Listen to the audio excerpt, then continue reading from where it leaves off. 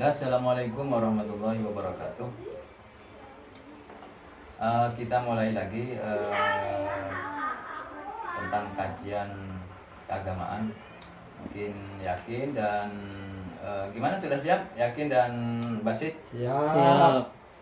Lanjut saja ya. Bismillahirrahmanirrahim. Ini saya akan menjelaskan sebuah materi singkat, sederhana mungkin yang sering kali kita dengarkan ini, Pak Basit ya. Bismillahirrahmanirrahim. Ini diceritakan dari An Amiril Mukminin Abi Hafs Umar bin Khattab radhiyallahu anhu qala sami'tu Rasulullah sallallahu alaihi wasallam yaqul. Ini kita akan membahas tentang niat. Jadi kenapa ini kita penting membahas tentang niat? Karena dalam hadis Nabi kan jelas. Yang diceritakan dari Amirul Mukminin Abi Hafs tadi, mana sami'tu Rasulullah sallallahu alaihi wasallam yaqul innamal a'malu binniyat, dan seterusnya. Bahwa segala sesuatu itu tergantung niatnya. Nah, kenapa niat itu penting? Karena begini, setiap tindakan kita ini, kita melangkah, bahkan ucapan kita, omongan kita, tindakan kita, kita ke barat, ke timur, itu kan tidak lepas dari niat. Kita makan setiap hari itu, makan, tidur, ya salat, mencari ilmu, nulis, membaca, diskusi dan seterusnya, ini tidak lepas dari niat. Nah, oleh karena itu artinya apa? Sebelum melakukan sesuatu, orang melakukan sesuatu itu tergantung niatnya. Nah, dalam hadis ini dilanjutkan, wa inna ma likulli imri'in ma nawa. Faman kanat hijratuhu ila Allah wa rasulih fa hijratuhu ila Allah wa rasulih, wa man kanat hijratuhu lidunya yusibuha aw imra'atin yankihuha fa hijratuhu ila ma hajara ilaih. Singkatnya begini ya. Ini saudara Basit dan yakin dan seterusnya ya, bahwa segala sesuatu itu tergantung niat. Wa innama likulli imrin ma nawa. Dan segala sesuatu itu bobotnya ya, itu juga tergantung niat. Misalnya kita makan, ini apa, saya itu makan itu efek dari makan itu hanya untuk kenyang atau makan saya untuk beribadah. Lah, orang melakukan sama-sama makan, tetapi bobotnya beda.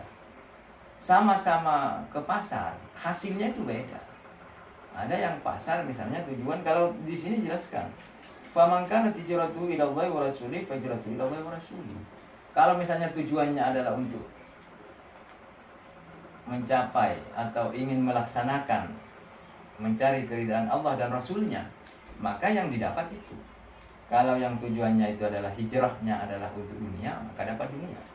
Nah, kalau tujuannya itu misalnya perempuan, ya dapat perempuan. Nah, itulah maksudnya niat itu menentukan terhadap bobot. Oh, yang mahasiswa ya, yakin ini kan mahasiswa. Ke kampus tujuannya hanya untuk dapat nilai. Kemudian dia yang pulangnya dapat nilai. Hanya untuk absen, maka datang absen. Kan begitu gini ya? Iya. Ya.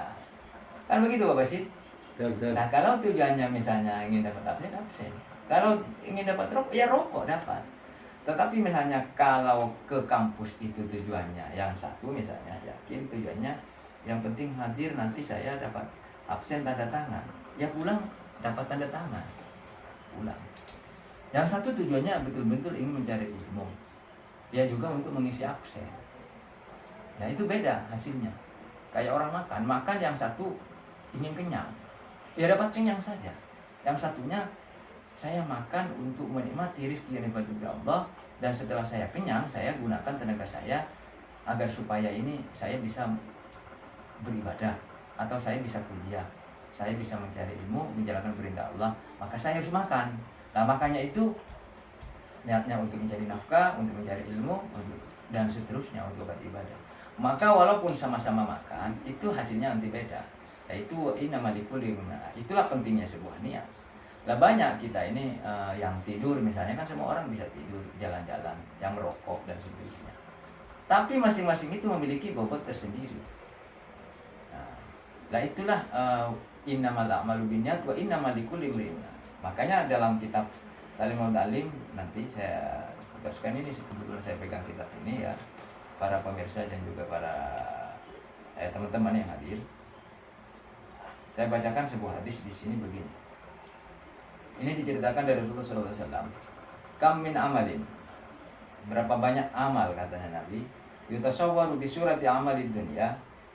Dia itu tercermin seperti bentuk-bentuknya itu bentuk amal dunia.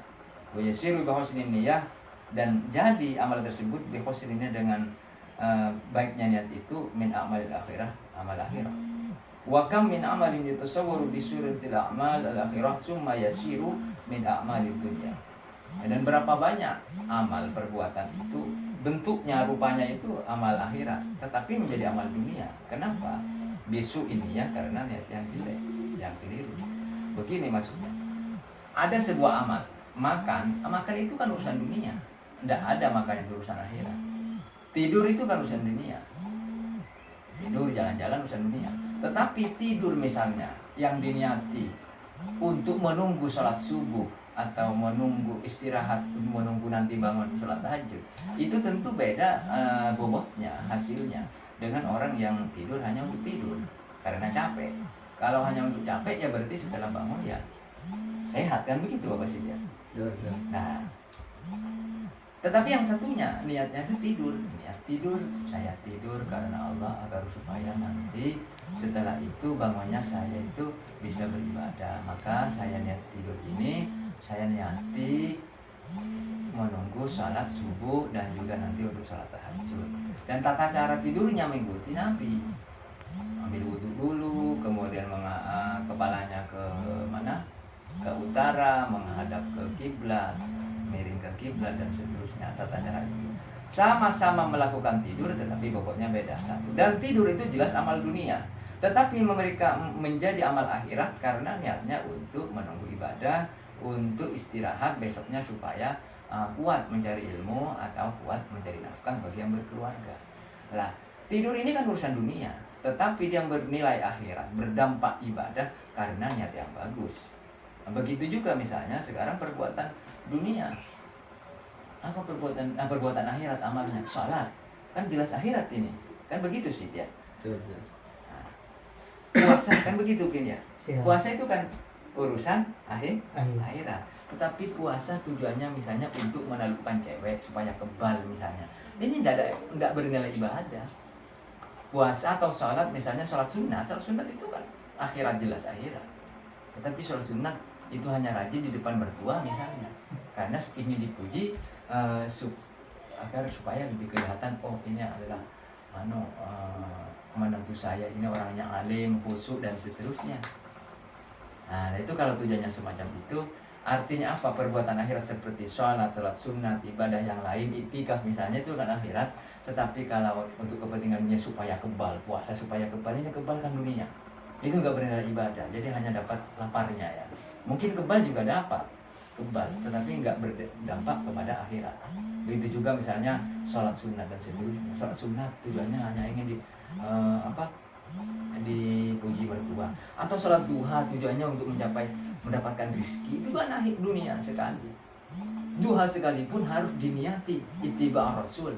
Sholat duha yang jadi jasa akhirat harus diniati apa? Melaksanakan perintah Rasul, sholat sunnah. Ya soal nanti berdampak rezekinya tambah banyak dan seterusnya, itu soal manfaat dari sholat duha dan seterusnya. Tetapi itu adalah bentuk-bentuk perbuatan akhir. Intinya apa? Jadi mungkin perlu saya closing statementnya ya Pak Bersedia, bahwa perbuatan dunia yang diniati ibadah, yang diniati mengikuti jejak dan langkah Rasul, itu akan bernilai akhirat. Itulah pentingnya sebenarnya.